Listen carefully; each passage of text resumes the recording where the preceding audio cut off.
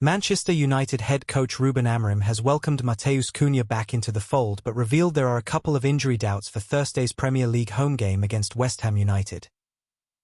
Former Man United star tells Ruben Amorim what he must do to show bosses he's the right man for the job after positive start to 2025-26 season. Ruben Amorim needs to take Manchester United back into Europe this season to show the Old Trafford hierarchy he is the right man for the job, says Mikel Silvestre.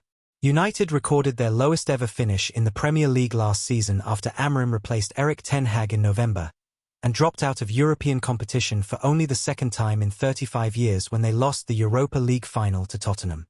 However, Amorim's side moved up to 7th place in the table following Sunday's win at Crystal Palace, and Silvestre believes the Portuguese coach has got his old club moving in the right direction.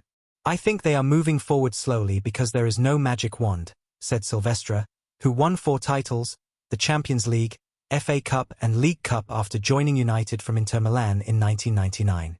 This was his first pre-season and first transfer market. The players they have signed, you can see between Bryan Mbeumo, Matheus Cunha, Benjamin Sesko and the goalkeeper Sen Lamens. They have signed key players and if they are fit they are starting games. So we need to give him more time and he obviously needs to earn the trust and confidence of the board by finishing in Europe.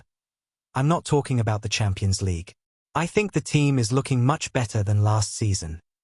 Much of Amorim's first year in charge has been dominated by talk around his switch to a back 3 and 3-4-2-1 system. Silvestre, who played as a centre-back and left-back under Sir Alex Ferguson, insists the change should not be rocket science for the current squad. Speaking to Poker Scout, he added, "I had to play in that system when I moved from France to Inter Milan.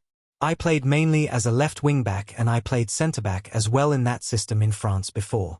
It's challenging because of the space you need to cover. The dynamic is different. From the back to the midfield is different as well. It's just a matter of working on it. It's not rocket science. You need to work on it in training, in the video and learn about it. It's not that difficult. For the centre-back it's tactically different, and for the wing-backs, whether you play with an offensive, which is Amad Diallo, sometimes, or you have Diogo Dalot, Nasser Mazraoui or Patrick Dorgu. You have to be super fit because it's a lot of ground to cover. Tactically it's difficult but physically also it's extremely demanding because they expect you to have an impact on both boxes. For me, it's not a problem. It's just that you need to work on it. It takes a bit of time, especially if you've never done it before in your career. You have been through the academy level, you play reserve and then you play first team. If you always play 4 at the back, it's a different beast for sure. It's not overnight that you get the balance right.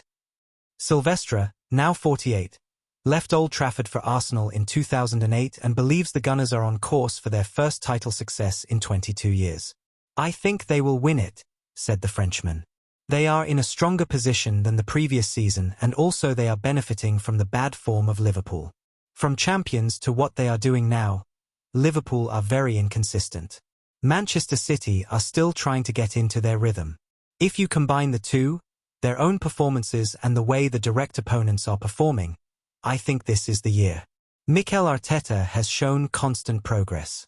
He got the players to believe, he got the ownership to believe in the project, and he tried to improve the squad every summer and transfer window. It took time. They were facing a top City and a top Liverpool, and finished second that many times. It's not that easy but they kept everybody believing they are close. For a young manager to keep faith and not to listen to the outside noise, I think that's one of his strengths. Manchester United head coach Ruben Amorim has welcomed Matheus Cunha back into the fold but revealed there are a couple of injury doubts for Thursday's Premier League home game against West Ham United. The Reds are looking to build on last weekend's 2-1 win at Crystal Palace, when starting a busy month with a home fixture against another London side. Cunha's availability is a boost, as he has trained after recovering from the knock he sustained in training that subsequently ruled him out of our last 2 matches. Lisandro Martinez made his comeback as a late substitute at Selhurst Park but Harry Maguire and Benjamin Sesko remain sidelined. "We have 2 doubts for the game," Ruben said at a press conference at Carrington to preview the 8 p.m. Greenwich Mean Time kickoff. "I will not tell you today because we will change the way we are going to approach the game. Let's see if they can play tomorrow. The rest of the squad is good.